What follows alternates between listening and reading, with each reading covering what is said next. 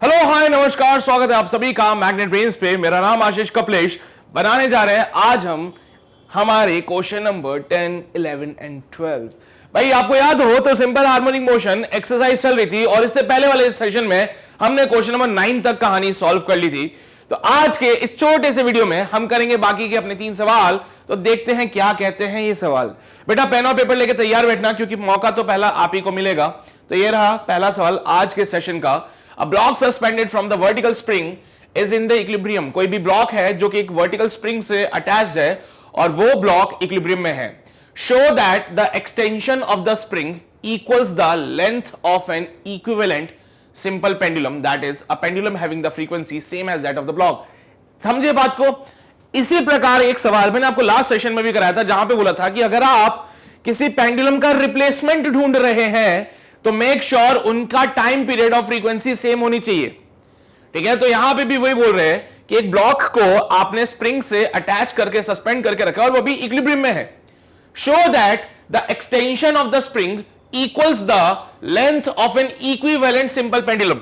जब भी मैं बोलता हूं इक्विवेलेंट तो समझ जाइए कि दोनों पेंडुलम का फ्रीक्वेंसी या फिर टाइम पीरियड सेम हो सकता है। इस क्वेश्चन में उन्होंने हिंट के तौर पे आपको यह बता दिया कि जब इक्विवेलेंट कह रहे हैं तो हमारा मतलब है कि pendulum having the frequency same as that of the block. तो एक ऐसा पेंडुलम जिसकी फ्रीक्वेंसी सेम होती है, फ्रीक्वेंसी सेम है तो टाइम पीरियड भी सेम है बेटा। और यह बात हमेशा ध्यान रखना कि रिप्लेसमेंट तभी होगा किसी भी चीज का जब वैसी चीज मिल सके हम लोगों को। ठीक है, तो बेटा जी यहां पे इस क्वेश्चन को सॉल्व करना है, ट्राई करना है। तो एक मौका तुम लोगों को दिया, तुम लोग एक बार वीडियो को पॉज करो, खुद से ट्राई करो, देखो क्या तुम इस क्वेश्चन को सॉल्व कर पा रहे हो कि नहीं कर पा रहे हो।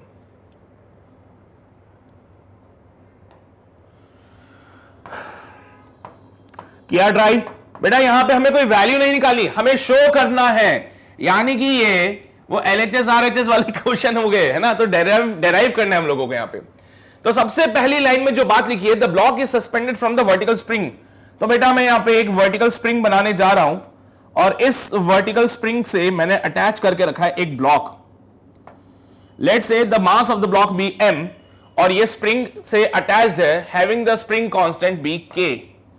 ये ब्लॉक स्प्रिंग के साथ अटैच्ड है जिसका कि स्प्रिंग कांस्टेंट k दे रखा है।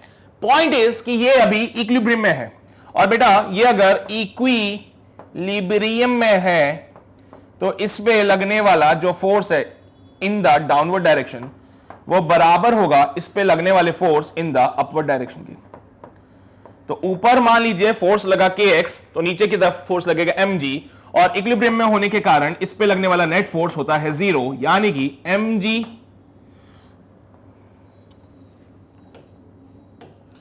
kx माइनस का mg शुड बी 0। तो यहां से एक बात पता चली क्या कि kx बराबर हो जाएगा mg के। चलो ठीक है, अब आपसे बोला गया है क्या कि साहब show that the extension of the spring, यानी कि जो x है वो पेंडुलम, सिंपल पेंडुलम की लेंथ के बराबर होना चाहिए। तो पहली चीज बोला है कि यहां पे आपको शो करना है, show that x is equals to L, where L is the length of the pendulum, x is the extension of the spring, है ना। मुझे ये वाली बात शो करनी है बेटा, ये वाली बात मुझे प्रूफ करनी है कि x और L बराबर होते हैं। x is the extension in the spring, L is the length of the pendulum। तो इसके लिए उन्होंने हमें और भी हिंट दिए, जैसे कि उन्होंने सबसे पहली बात हमसे जो कही कि since frequency of the simple pendulum, frequency of the simple pendulum should be equal to the frequency of the spring pendulum।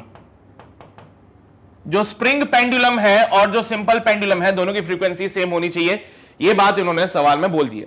बेटा सिंपल पेंडुलम की फ्रीक्वेंसी की बात करें तो I think it comes out be 1/2 pi under root of g by l।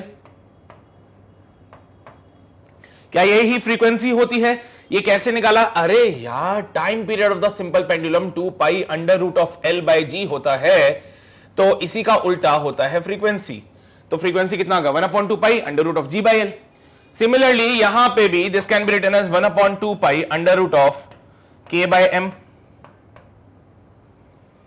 अरे time period of the spring pendulum system 2 pi under root of m by k और ये 1/f के बराबर होता है, तो f बराबर क्या हो जाएगा, ये 2 पाई नीचे आएगा कि ऊपर जाएगा, कहानी बनती है। यहां से 1/2 पाई से 1/2 पाई मर जाएगा। Now squaring both side, squaring both side करने से हमें क्या मिलेगा, दोनों तरफ स्क्वायर करने से it will be g/l should be equals to k/m। ठीक है, g/l k/m के बराबर हो। बट सर मुझे तो k और x और l का रिलेशन शो करना था, यहां तो दूर दूर तक कहीं x नजर नहीं आ रहा मुझे, यहां पे दूर दूर तक कहीं x मुझे नजर नहीं आ रहा, तो हम आवाज देंगे अपने इस इक्वेशन को जो कि कहता है kx should be equals to mg, और इनको आवाज दी और इनसे बोला कि साहब हमें x लाके दो, तो उन्होंने बोला एक काम करो m को नीचे लेके आओ और x को उधर लेके जाओ, तो k/m की वैल्यू आप g/x लिख सकते हो। बोलो जरा, इस इक्वेशन से k/m की जगह g/x लिख सकता हूं, तो यहां पे इसको नाम दिया इक्वेशन नंबर फर्स्ट, तो ये हो जाएगा g/x from equation first, equation first. पहली इक्वेशन का इस्तेमाल करते हुए मैंने k/m की जगह g/x पुट कर दिया, तो यहां से g से भी g मर जाएगा और l बराबर हो जाएगा x के, तो यहां से इसको सॉल्व किया तो पता चला l बराबर x हो रहा है, और यही चीज मुझे शो करनी थी, तो लिख दो यहां पे hence shown.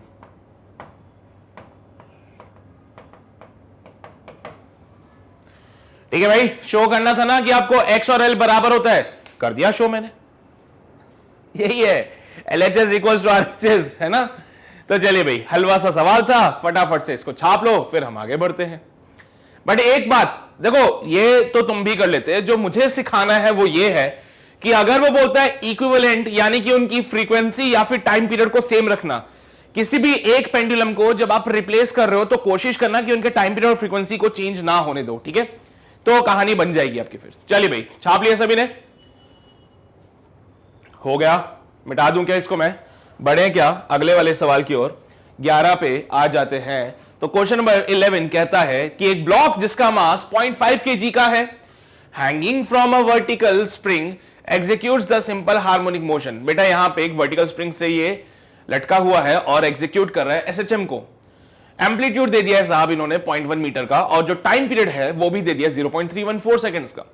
Find the maximum force exerted by the spring on the block. भाई ये स्प्रिंग ब्लॉक के ऊपर मैक्सिमम कितना फोर्स लगा सकती है सर, ये जो स्प्रिंग है ब्लॉक के ऊपर कितना फोर्स लगा सकती है। तो पहली चीज मैं यहां पे स्प्रिंग ब्लॉक सिस्टम बना रहा हूं। So this is the vertical spring, यहां पे कोई ब्लॉक है m मास का, स्प्रिंग का कांस्टेंट होगा कुछ k, ये एसएचएम कर रहा है और इसका एम्पलीट्यूड आपको दे रखा है, इट इज ऑफ 0.1 मीटर। बेटा एम्पलीट्यूड बोले तो मैक्सिमम डिस्प्लेसमेंट, एम्पलीट्यूड बोले तो मैक्सिमम डिस्प्लेसमेंट। ये स्प्रिंग इसके ऊपर कितना फोर्स लगाएगा सर, kx वाला फोर्स लगाएगा, बट क्योंकि साथ में ऑसिलेशन भी हो रहा है तो नेट फोर्स जो लगता है वो kx और mg वाला फोर्स भी तो होगा इसका खुद का कोई।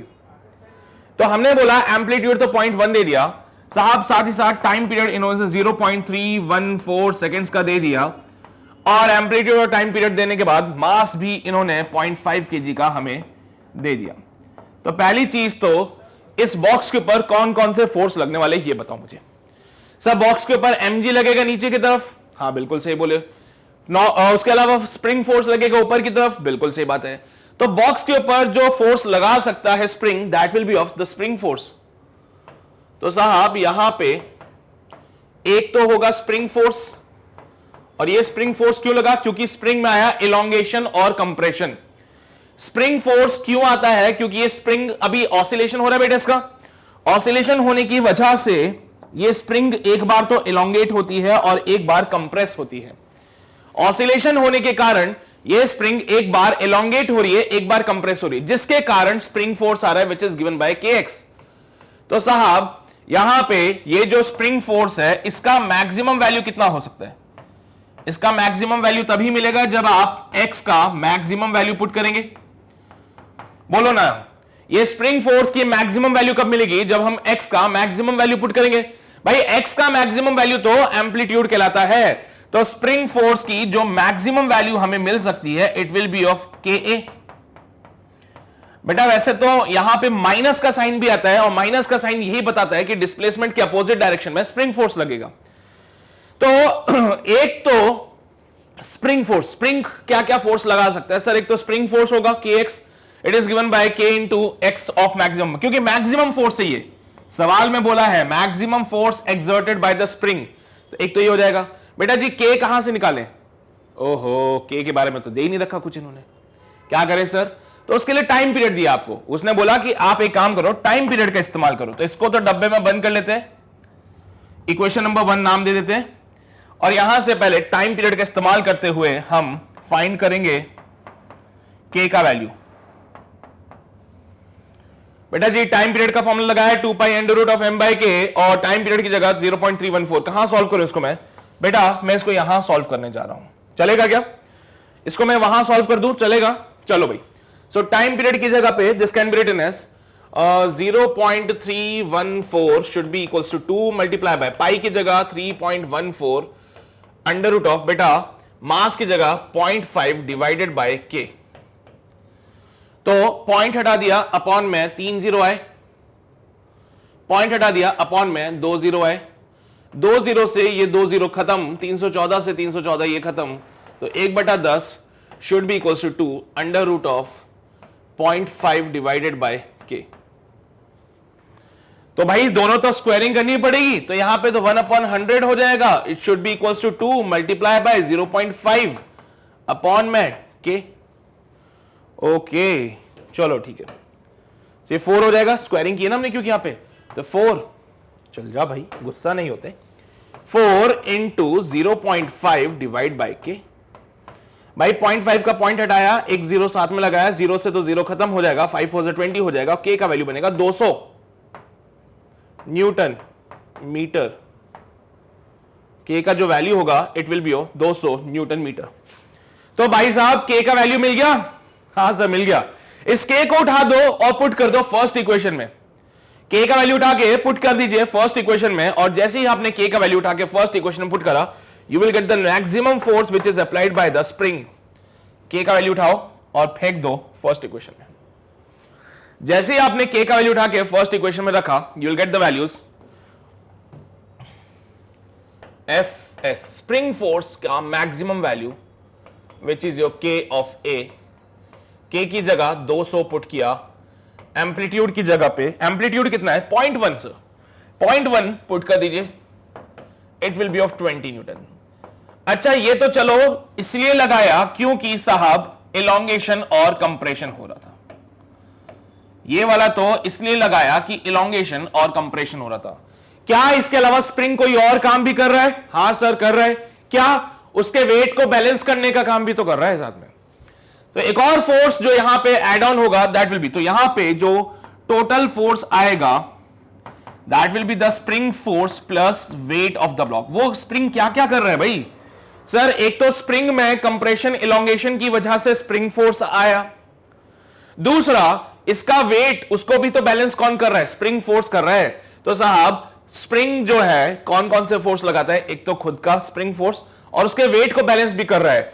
तो बेटा यहां पे जो एफ मैक्स हमें चाहिए था इट विल बी एक्चुअली इसका maximum value 20 plus 0.5 multiply by g का value 10, so completely it will be 20 plus का 5 and your answer comes out be 25 newton. तो बेटा मैक्सिमम टोटल मैक्सिमम कितना फोर्स लगा रहा है ये? टोटल मैक्सिमम कितना फोर्स लगा रहा है? It will be of 25 Newton. बेटा कितना? 25 न्यूटन का फोर्स लगा रही है। कितना लगा रहा है? 25 न्यूटन का फोर्स लगा रहा है। You getting my point? समझ रहे हो ना? So this is all about this question number 11। क्या बोला हमने सबसे पहले कि भाई साहब ये कोई स्प्रिंग ब्लॉक सिस्टम था, ये ऑसिलेट कर रहा है, इसका टाइम पीरियड आपको गिवन है, एम्पलीट्यूड गिवन है और मास ऑफ द ब्लॉक गिवन था। आपसे बोला find the maximum force exerted by the spring on the block. तो सर ये जो स्प्रिंग है इस ब्लॉक के ऊपर कौन कौन सा फोर्स लगा सकता है? सर एक तो स्प्रिंग फोर्स इसका ऑसिलेशन से, और एक इसका खुद का वेट भी तो बैलेंस हो रहा होगा। तो भाई साहब सबसे पहले तो स्प्रिंग फोर्स निकाला। स्प्रिंग फोर्स तुम भी जानते हो kx होता है, लेकिन मुझे मैक्सिमम फोर्स चाहिए, तो इसका मैक्सिमम फोर्स तभी मिलेगा जब आप मैक्सिमम डिस्प्लेसमेंट पुट करोगे। मैक्सिमम डिस्प्लेसमेंट बोले तो एम्पलीट्यूड, तो यहां पे मैक्सिमम स्प्रिंग फोर्स होगा ka। पॉइंट ये है कि a मुझे पता है पर मुझे k का वैल्यू नहीं पता, तो के कहां से निकाले, तो उसके लिए उन्होंने आपको टाइम पीरियड दिया। फिर आपने टाइम पीरियड का फॉर्मूला लगाया और जब आपने इसको सॉल्व किया तो आपको पता चला कि साहब के का जो वैल्यू आ रहा है वो कितना आ रहा है, 200 आ रहा है। इस के को उठा के आपने फेंक दिया यहां पे। जैसे आपने के को उठा के यहां फेंका, you will get the maximum force spring वाला 20 न्यूटन का। लेकिन ये इलोंगेशन और कंप्रेशन होने की वजह से आया। ये क्यों आया? इलोंगेशन और कंप्रेशन की वजह से। अभी तो और भी तो है, वेट को तो बैलेंस कर रहा है, तो टोटल जो स्प्रिंग फोर्स लगा रहा होगा, स्प्रिंग जो टोटल फोर्स लगा रहा होगा, एक तो स्प्रिंग फोर्स प्लस उसका वेट, तो इट विल बी 20 प्लस का 0.5 इंटू 10, यानी कि 20 plus 5 25 Newton. This is the maximum force जो स्प्रिंग लगा सकता है किसी भी ब्लॉक के ऊपर ड्यूरिंग दिस पार्ट। ठीक है, तो इसको नोट करेंगे राइट फ्रॉम हियर, ये सारी बातें लिखेंगे, फिर हम आगे बढ़ते हैं। ठीक है, तो जल्दी से छापो इसको, फिर हम आगे बढ़ते हैं।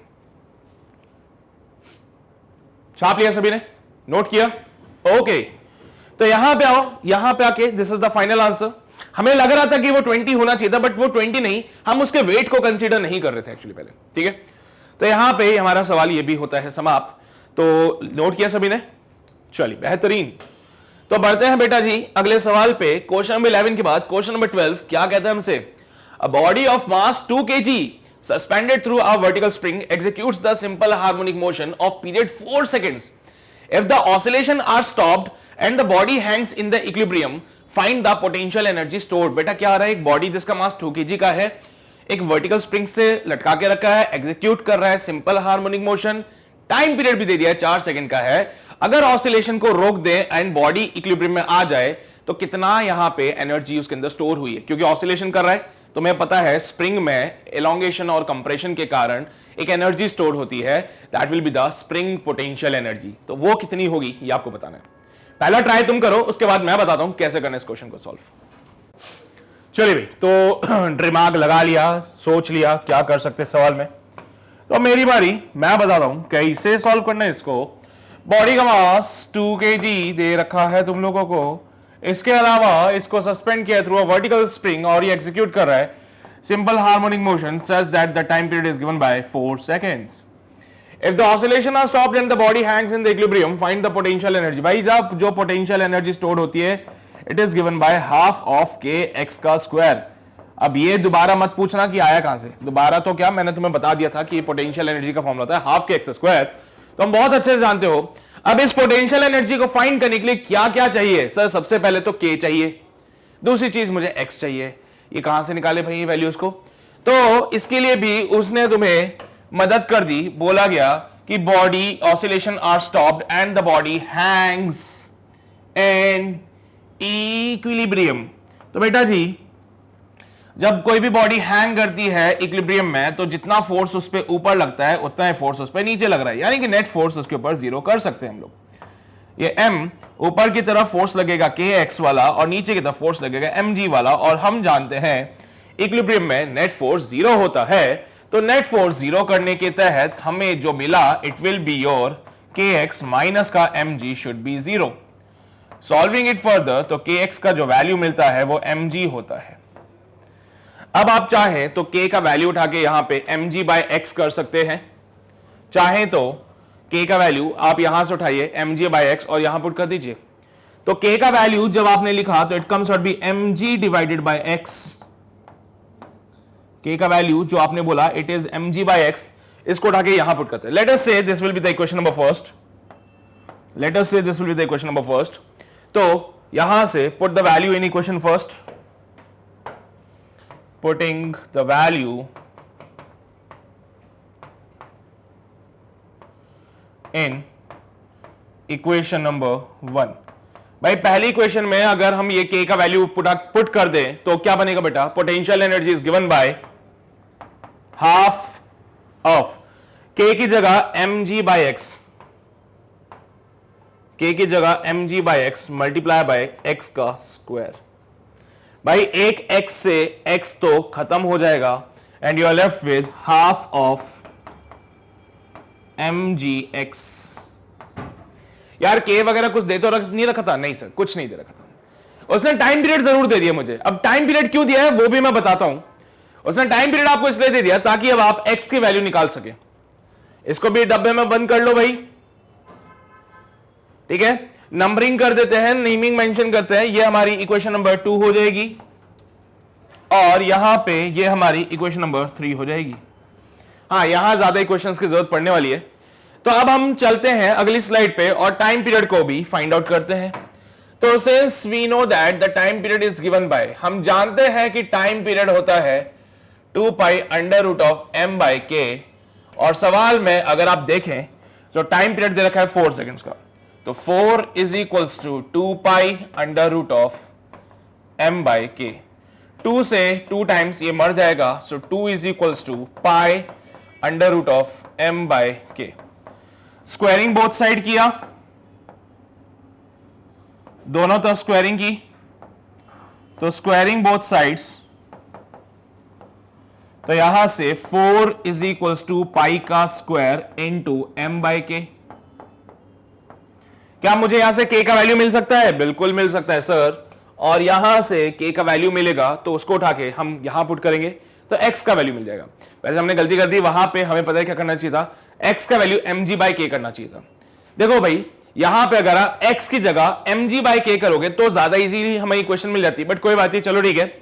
k का value mg by x put कर देते हैं यहां पे, तो 4 इज इक्वल्स टू पाई का square dot m divide bye k की जगह mg डिवाइडेड बाय x कर देना साहब। k की जगह पे मैंने क्या किया, k की जगह पे mg बाय x पुट कर दिया, और जब हमने इसको पुट किया तो m से m निपट जाएगा, and 4 is equals to pi square x divide by g। तो x का वैल्यू हो जाएगा 4g डिवाइड बाय पाई का स्क्वायर। ये x का वैल्यू उठा के इक्वेशन नंबर 4 में, सॉरी 3rd में पुट कर दीजिए। x का वैल्यू इक्वेशन नंबर 3rd में पुट कर दीजिए, you will get the potential energy. तो putting the value in equation 3rd, putting the value in equation number 3rd. So the potential energy is given by half of k of x, या फिर मैं बोलूं तो ये बन चुका था mgx। So potential energy given by half mg multiply by x की जगह पे 4g by pi square, 4g divided by pi का square। Now just put the values। मास कितना दे रखा है आप लोगों को, क्वेश्चन में देखोगे तो मास 2 kg का है, लिख दो भाई मास 2 kg का, तो 1/2, m की जगह 2, g की जगह 10 मल्टीप्लाई बाय 4, g की जगह 10, और बेटा अपॉन में पाई स्क्वायर, जिसको कि 10 लिख सकते हैं। पाई स्क्वायर को 10 लिख सकते हैं, g की जगह 10 लिख दिया तो 10 से तो 10 मर जाएगा, 2 से 2 मर जाएगा, and the potential energy comes out be 40 joule. तो ये एनर्जी स्टोर होने वाली है 40 जूल की, and this is the final answer जो हमें मिल रहा है। क्या ये बात आपको समझ आई?